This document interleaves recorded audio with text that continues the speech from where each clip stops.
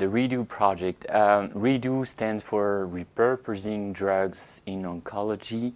The idea is to promote clinical research with compounds, drugs that are used for other indications.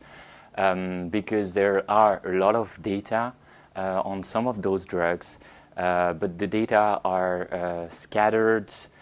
People with interest in those drugs are also scattered around the world. And as you can imagine, since most of those drugs are generic, there's no financial interest by any company to develop those drugs in cancer further. So the idea is really to raise awareness on the potential of those drugs for anti-cancer treatment and to summarize the scientific evidence. And then have them published, and thanks to your help on the eCancer website and in eCancer Medical Sciences.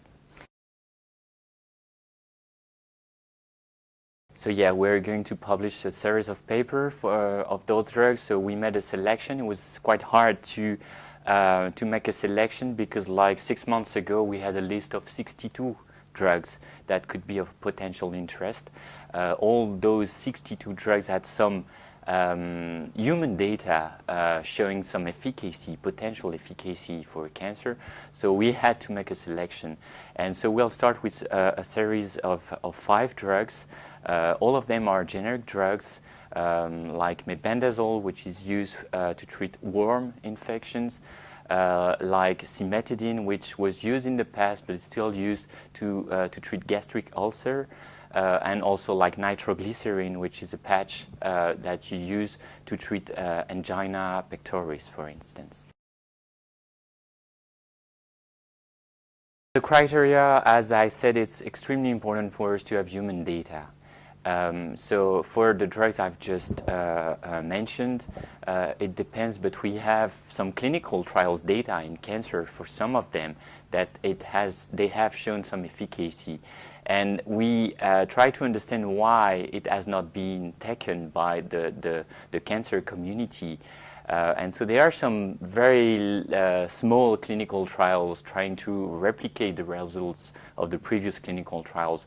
But we understand that we need to go bigger so we can make sure that if those drugs are effective, they have to be used in the clinic. There's definitely an economic factor, as you know, and I'm not going to tell you that the cost of the drugs is increasing really steadily.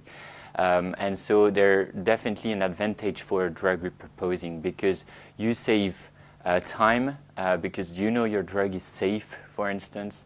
You know the toxicity profile, so you know the contraindication, the precautions of use already. So this is all very useful to shorten the time of the development. Those drugs are usually generic drugs, but not always.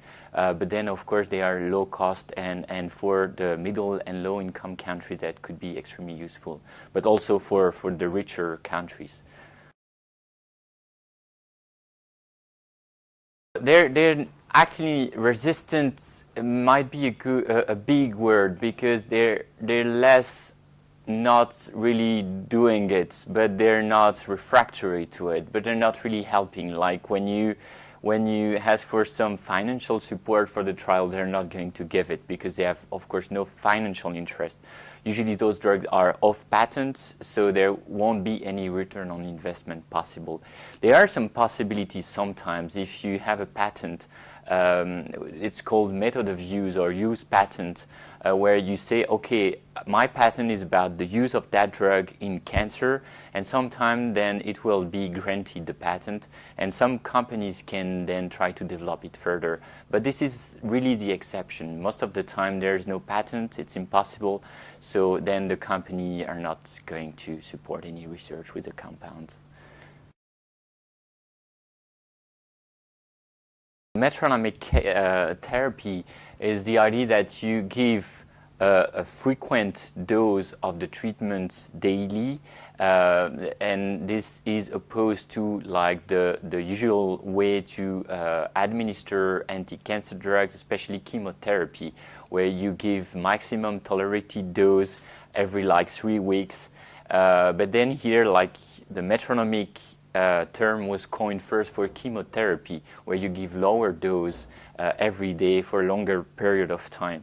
But for drug repurposing, in a way, that could also be coined metronomic, because the idea that you give a dose of those treatment every day for a longer period of time, and you hope and expect that that way of administering the treatment is going to give a better outcome in the end.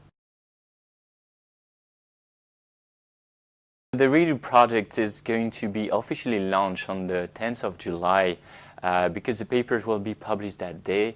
The 2 papers, there's a policy papers explaining all the problems, all the issues, and all the future perspectives for drug repurposing. And at the same time, the same day will be published the first paper on one specific drug, which is mebendazole.